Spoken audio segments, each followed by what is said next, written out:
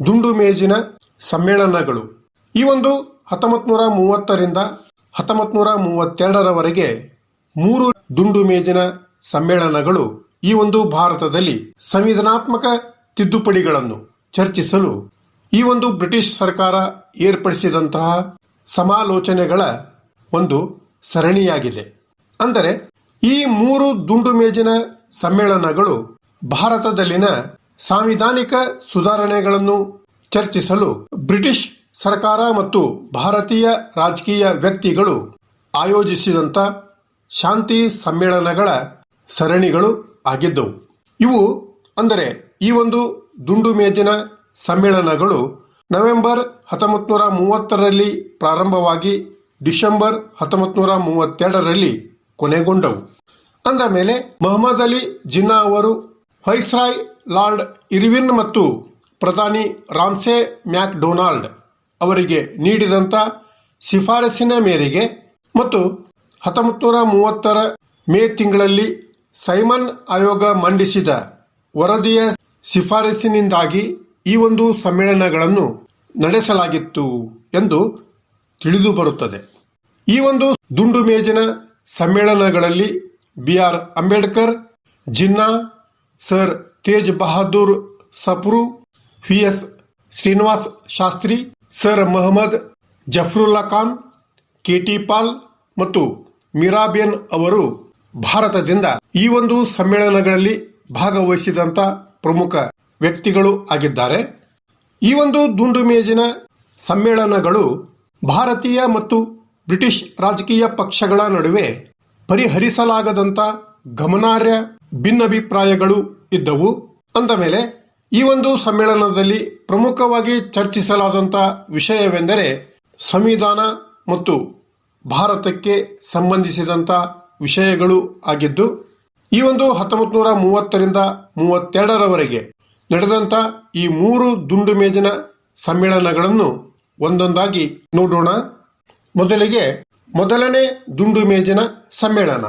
ಈ ಒಂದು ಸಮ್ಮೇಳನವು 1930ರ ನವೆಂಬರ್ 12ರಿಂದ ಆರಂಭಗೊಂಡು 1931 ಜನವರಿ 19ರವರೆಗೆ ಲಂಡನ್ನಿನ Saint James ಅರಮನೆಯಲ್ಲಿ ಈ ಒಂದು ಮೊದಲನೇ ದುಂಡು ಮೇಜಿನ ಸಮ್ಮೇಳನವು ಜರುಗಿತು. ಈ ಒಂದು ಸಮ್ಮೇಳನವನ್ನು ಚಕ್ರವರ್ತಿ 5ನೇ ಕಿಂಗ್ ಜಾರ್ಜ್ ಅವರು ಉದ್ಘಾಟಿಸಿದರು. ಅಲ್ಲದೆ ಬ್ರಿಟಿಷ್ ಪ್ರಧಾನಮಂತ್ರಿ ಆದಂಥ ರಾಮ್ಸೆ ಮ್ಯಾಕ್ಡೊನಾಲ್ಡ್ ಅವರು ಈ ಒಂದು ಸಭೆಯ ಅಧ್ಯಕ್ಷತೆಯನ್ನು ವಹಿಸಿದ್ದರು.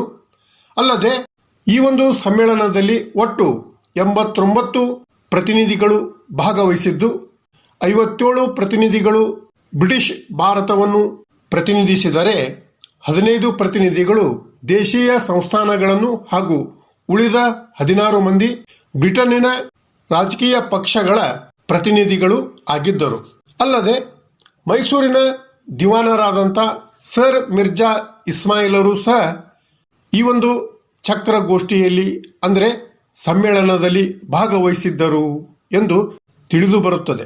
ಅಲ್ಲದೆ ಬ್ರಿಟಿಷ್ ಇಂಡಿಯಾ ಪ್ರತಿನಿಧಿಗಳಲ್ಲಿ ಹಿಂದೂ ಮಹಾಸಭೆ, ಮುಸ್ಲಿಂ ಲೀಗ್, ಸಿಖ್ಖರು, ಅಲ್ಪಸಂಖ್ಯಾತರು, ಭೂಮಾಲೀಕರು ಹಾಗೂ ಕಾರ್ಮಿಕ ಮುಖಂಡರು ಸಹ ಸೇರಿದ್ದರು ಎಂದು ತಿಳಿದು ಬರುತ್ತದೆ. ಅಂದ ಮೇಲೆ ಈ ಒಂದು ಮೊದಲನೇ ದುಂಡು ಮೇಜಿನ ಸಮ್ಮೇಳನದಲ್ಲಿ ಹೊರಹೊಮ್ಮಿದಂಥ 3 ಪ್ರಮುಖ ಅಂಶಗಳು ಎಂದರೆ, ಒಂದು, ಭಾರತಕ್ಕೆ ಒಕ್ಕೂಟ ಸರ್ಕಾರ ಸ್ಥಾಪಿಸುವುದು. ಇದರಲ್ಲಿ ಭಾರತೀಯ ರಾಜ್ಯಗಳ ಹಾಗೂ ಬ್ರಿಟಿಷ್ ಇಂಡಿಯಾದ ಪ್ರಾಂತ್ಯಗಳು ಸೇರುವಂತೆ ಒಕ್ಕೂಟ ರಾಜ್ಯವನ್ನು ರಚಿಸುವುದು ಆಗಿದ್ದರೆ, 2, ಕೇಂದ್ರದಲ್ಲಿ ಸಂಯುಕ್ತ ಮಾದರಿಯ ಸರ್ಕಾರದ ರಚನೆ ಹಾಗೂ ಕೇಂದ್ರಕ್ಕೆ ಭಾಗಶಃ ಹೊಣೆಗಾರಿಕೆ ನೀಡುವುದು ಸಹ ಪ್ರಮುಖ ಅಂಶವಾಗಿತ್ತು. ಅಲ್ಲದೆ 3ನೇ ಪ್ರಮುಖ ಅಂಶವಾದಂಥ ಪ್ರಾಂತೀಯ ಸರ್ಕಾರಗಳಿಗೆ ಸ್ವಾಯತ್ತತೆ ನೀಡುವುದು ಆಗಿದ್ದು, ಈ 3 ಈ ಒಂದು ಸಮ್ಮೇಳನದಲ್ಲಿ ಹೊರಹೊಮ್ಮಿದಂಥ ಪ್ರಮುಖ ಅಂಶಗಳು ಆಗಿವೆ.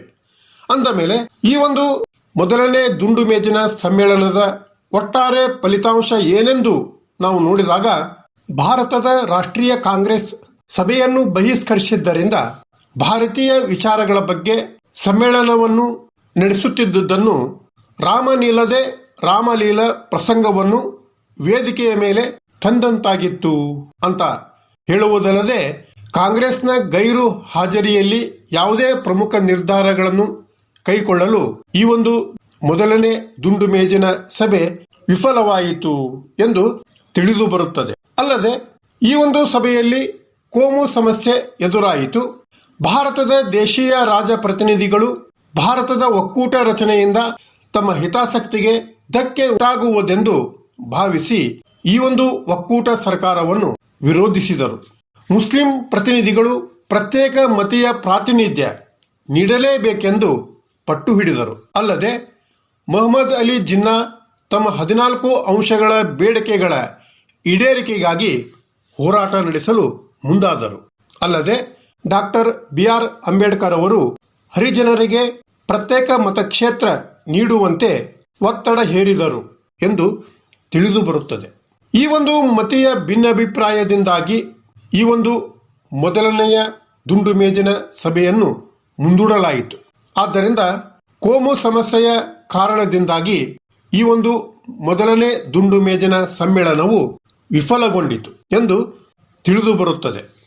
ಈ ಒಂದು ಸಮ್ಮೇಳನವನ್ನು ಕುರಿತು ಸುಭಾಷ್ ಚಂದ್ರ ಬೋಸ್ ಅವರು ಮಾತನಾಡುತ್ತಾ ಸಮ್ಮೇಳನ ಭಾರತಕ್ಕೆ ರಕ್ಷಣೋಪಾಯಗಳು ಮತ್ತು ಒಕ್ಕೂಟ ಎಂಬ 2 ಕಹಿ ಗುಳಿಗೆಗಳನ್ನು ನೀಡಿತು. ಅವುಗಳನ್ನು ತಿನ್ನಲು ಯೋಗ್ಯವನ್ನಾಗಿ ಮಾಡಲು ಅವುಗಳಿಗೆ ಜವಾಬ್ದಾರಿ ಎಂಬ ಸಕ್ಕರೆಯನ್ನು ಹಚ್ಚಲಾಯಿತು ಎಂದು ಈ ಒಂದು ಸುಭಾಷ್ ಚಂದ್ರ ಬೋಸ್ ಅವರು ಈ ಒಂದು ಸಮ್ಮೇಳನದ ಬಗ್ಗೆ ಹೇಳಿದ್ದಾರೆ. ಅಲ್ಲದೆ ಈ ಒಂದು ಸಮ್ಮೇಳನದ ಅಂತ್ಯದಲ್ಲಿ ಬ್ರಿಟಿಷ್ ಪ್ರಧಾನಿ ಶಾಸಕಾಂಗಕ್ಕೆ ಹೊಣೆಯಾಗಿರುವಂತಹ ಸಂಯುಕ್ತ ಸರ್ಕಾರ ಅಥವಾ ಅಖಿಲ ಭಾರತ ಒಕ್ಕೂಟಕ್ಕೆ ತನ್ನ ಸರ್ಕಾರ ಬದ್ಧವಾಗಿದೆ ಎಂದು ಘೋಷಿಸಿದರು. ಇನ್ನು ಎರಡನೇ ದುಂಡು ಮೇಜಿನ ಸಮ್ಮೇಳನ ಈ ಒಂದು 1930ರಿಂದ 32 ನಡುವೆ ಲಂಡನ್ನಿನಲ್ಲಿ ನಡೆದಂತ ಈ ಒಂದು ದುಂಡು ಮೇಜಿನ ಸಮ್ಮೇಳನಗಳು ಭಾರತದ ಸಂವಿಧಾನಾತ್ಮಕ ಬೆಳವಣಿಗೆಯ ಚರಿತ್ರೆಯಲ್ಲಿ ಅತ್ಯಂತ ಪ್ರಮುಖವಾದ ಸ್ಥಾನವನ್ನು ಪಡೆದುಕೊಂಡಿವೆ. ಈ ಒಂದು ಎರಡನೇ ದುಂಡು ಮೇಜಿನ ಸಮ್ಮೇಳನ ಸೆಪ್ಟೆಂಬರ್ 7, 1931ರಂದು ಆರಂಭವಾಗಿ 1 ಡಿಸೆಂಬರ್ ವರೆಗೆ ಲಂಡನ್ನಲ್ಲಿ ನಡೆಯಿತು. ಇದು ಮೊದಲ ಸಮ್ಮೇಳನದ ವೈಫಲ್ಯದ ನಂತರ ಈ ಒಂದು ಭಾರತೀಯ ಕಾಂಗ್ರೆಸ್ ಅನ್ನು ಒಳಗೊಳ್ಳಲು ನಡೆಸಲಾಯಿತು. ಮಹಾತ್ಮ ಗಾಂಧೀಜಿ ಕಾಂಗ್ರೆಸ್ಸಿನ ಏಕಮೇವ ಪ್ರತಿನಿಧಿಯಾಗಿ ಈ ಒಂದು ಎರಡನೇ ದುಂಡು ಮೇಜಿನ ಸಮ್ಮೇಳನದಲ್ಲಿ ಭಾಗವಹಿಸಿದ್ದರು. ಅವರೊಂದಿಗೆ ಅಂದರೆ ಮಹಾತ್ಮ ಗಾಂಧೀಜಿಯವರೊಂದಿಗೆ ಸರೋಜಿನಿ ನಾಯ್ಡು, ಮದನ್ ಮೋಹನ್ ಮಾಳವೀಯ, ಘನಶ್ಯಾಮ್ ದಾಸ್ ಬಿರ್ಲಾ, ಮೊಹಮ್ಮದ್ ಇಕ್ಬಾಲ್ ಮತ್ತು ಸರ್ ಮಿರ್ಜಾ ಇಸ್ಮಾಯಿಲ್ ಇವರು ಕೂಡ ಇದ್ದರು ಎಂದು ತಿಳಿದು ಬರುತ್ತದೆ. ಈ ಒಂದು ಎರಡನೇ ದುಂಡು ಮೇಜಿನ ಸಮ್ಮೇಳನದ ಅಧ್ಯಕ್ಷತೆಯನ್ನು ಬ್ರಿಟನ್ ಪ್ರಧಾನಿಯಾದಂಥ ರಾಮ್ಸೆ ಮ್ಯಾಕ್ ಡೊನಾಲ್ಡ್ ಅವರು ವಹಿಸಿದ್ದರು. ಈ ಸಮ್ಮೇಳನದಲ್ಲಿ ಗಾಂಧೀಜಿಯವರು ಮಾತನಾಡುತ್ತಾ ಬೇರೆ ಪಕ್ಷಗಳು ಈ ಸಮ್ಮೇಳನದಲ್ಲಿ ತಮ್ಮದೇ ಆದಂಥ ಆಶೋತ್ತರಗಳನ್ನು ಮುಂದಿಟ್ಟುಕೊಂಡು ಭಾಗವಹಿಸಿವೆ. ರಾಷ್ಟ್ರೀಯ ಕಾಂಗ್ರೆಸ್ ಮಾತ್ರವೇ ಇಡೀ ಭಾರತವನ್ನು ರಾಜಕೀಯವಾಗಿ ಪ್ರತಿನಿಧಿಸುತ್ತದೆ ಎಂದು ತಿಳಿಸುವುದಲ್ಲದೆ ಪೂರ್ಣ ಸ್ವರಾಜ್ಯದ ಬೇಡಿಕೆಯನ್ನು ಮುಂದಿಡುತ್ತಾ ಮುಸ್ಲಿಮರಿಗೆ ಯಾವುದೇ ಪ್ರತ್ಯೇಕ ಮತದಾನ ಅಥವಾ ವಿಶೇಷ ಭದ್ರತೆಯನ್ನು ಒದಗಿಸಬಾರದೆಂದು ಮತ್ತು ಅಸ್ಪೃಶ್ಯರು ಹಿಂದೂಗಳು ಆಗಿರುವುದರಿಂದ ಅವರನ್ನು ಅಲ್ಪಸಂಖ್ಯಾತರೆಂದು ಪರಿಗಣಿಸಿ ಯಾವುದೇ ವಿಶೇಷ ಮತದಾನದ ಹಕ್ಕನ್ನು ನೀಡಬಾರದು ಎಂದು ಪ್ರತಿಪಾದಿಸುತ್ತಾ ಈ ರೀತಿ ಮಾಡುವುದರಿಂದ ಹಿಂದೂ ಸಮಾಜವನ್ನು ವಿಭಜಿಸಿದಂತೆ ಆಗುತ್ತದೆ ಎಂದು ಈ ಒಂದು ಗಾಂಧೀಜಿಯವರು ಹೇಳಿದರು. ಅಂದ ಮೇಲೆ ಈ ಒಂದು ಎರಡನೇ ದುಂಡು ಮೇಜಿನ ಸಮ್ಮೇಳನದ ಫಲಿತಾಂಶ ಏನಾಗಿತ್ತು ಅಂತ ನಾವು ನೋಡಿದಾಗ ಆಗಾ ಖಾನ್ ನೇತೃತ್ವದಲ್ಲಿ ತೆರಳಿದ್ದ ಜಿನ್ನಾ ಮತ್ತು ಅಂಬೇಡ್ಕರ್ ಅಲ್ಲದೆ ಇನ್ನೂ ಮೊದಲಾದವರು ಕೋಮು ಆಧಾರದ ಮೇಲೆ ಪ್ರತ್ಯೇಕ ಚುನಾಯಿತ ಕ್ಷೇತ್ರಕ್ಕಾಗಿ ಪಟ್ಟು ಹಿಡಿದರು. ಈ ರೀತಿ ಕೋಮು ಸಮಸ್ಯೆ ಇಡೀ ಸಮ್ಮೇಳನದ ಮೇಲೆ ಪರಿಣಾಮ ಬೀರಿ ಯಾವುದೇ ಒಂದು ಅಂತಿಮ ತೀರ್ಮಾನಕ್ಕೆ ಬರದಂತಾಗಿ ಈ ಒಂದು ಸಭೆ ಅಂದರೆ ಎರಡನೇ ದುಂಡು ಮೇಜಿನ ಸಮ್ಮೇಳನವು ವಿಫಲವಾಯಿತು.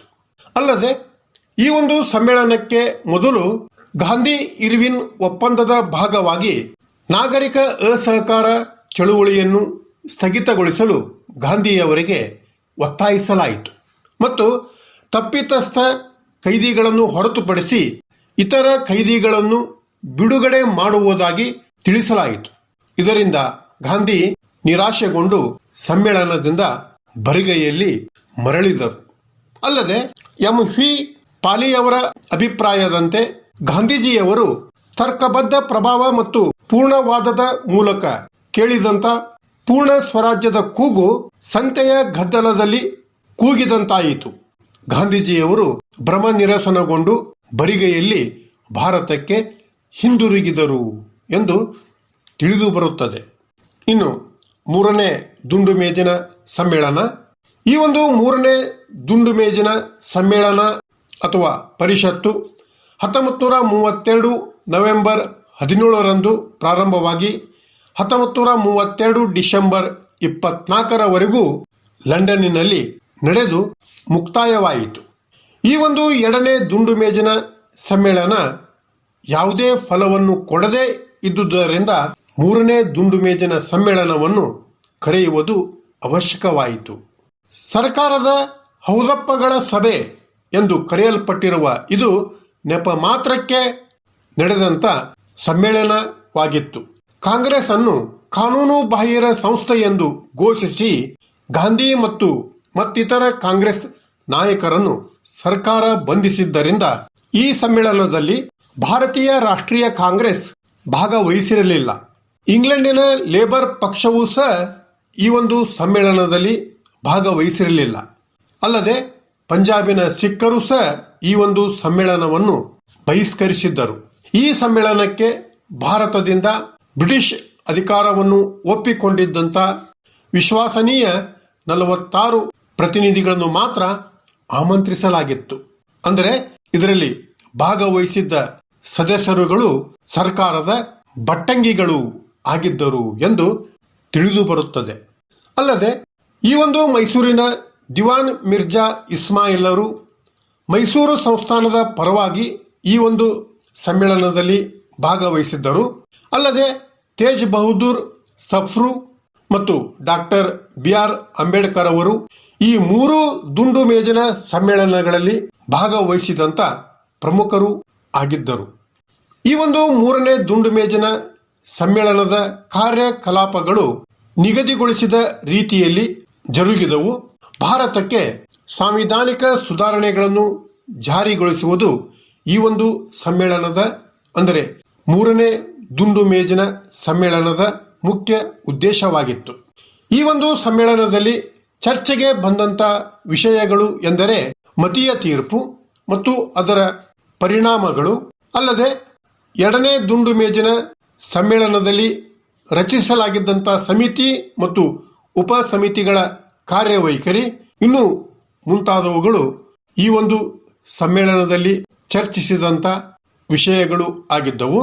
ಅಂದ ಮೇಲೆ ಈ ಒಂದು ಮೂರನೇ ದುಂಡು ಮೇಜಿನ ಸಮ್ಮೇಳನದ ಫಲಿತಾಂಶವೆಂದರೆ ಹಿಂದಿನ ಸಮ್ಮೇಳನಗಳ ಚರ್ಚೆಯ ಆಧಾರದ ಮೇಲೆ ಈ ಒಂದು ಭಾರತದಲ್ಲಿ ಸರ್ಕಾರದ ಕಾರ್ಯಾಚರಣೆಗೆ ಸುಧಾರಣೆಗಳನ್ನು ತರಲು ನಿರ್ಧರಿಸಲಾಯಿತು. ಬ್ರಿಟಿಷ್ ಭಾರತದಲ್ಲಿ ಭಾರತದ ಒಕ್ಕೂಟ ಮತ್ತು ಭಾರತೀಯ ಸಂಸ್ಥಾನಗಳ ಬಗ್ಗೆ ನಿರ್ಣಯಿಸಲು ಇಂಗ್ಲೆಂಡ್ ಪಾರ್ಲಿಮೆಂಟಿನ 2 ಸಮಿತಿಗಳಿಗೆ ಒಪ್ಪಿಸಿ ಅದು ಶ್ವೇತಪತ್ರ ಮಂಡಿಸುವಂತೆ ತಿಳಿಸಿತು. ಒಟ್ಟಾರೆ ಈ ಸಮ್ಮೇಳನಗಳ ಅಂತಿಮ ಫಲಿತಾಂಶವನ್ನು ನೋಡಿದಾಗ ಈ ಸಮ್ಮೇಳನದಿಂದಾಗಿ 1935ರ ಭಾರತ ಸರ್ಕಾರದ ಕಾಯ್ದೆಯು ಜಾರಿಗೆ ಬಂತು ಎಂದು ನಾವು ಹೇಳಬಹುದು. ಈ ತೆರನಾಗಿ 3 ದುಂಡು ಮೇಜಿನ ಸಮ್ಮೇಳನಗಳ ಬಗ್ಗೆ ವಿವರಣೆ ಇದ್ದು, ಮುಂದಿನ ಕ್ಲಾಸಿನಲ್ಲಿ ಇದೇ ತೆರನಾದಂಥ ಇನ್ನೊಂದು ವಿಷಯದೊಂದಿಗೆ ಮತ್ತೆ ಭೇಟಿಯಾಗೋಣ. Thank you.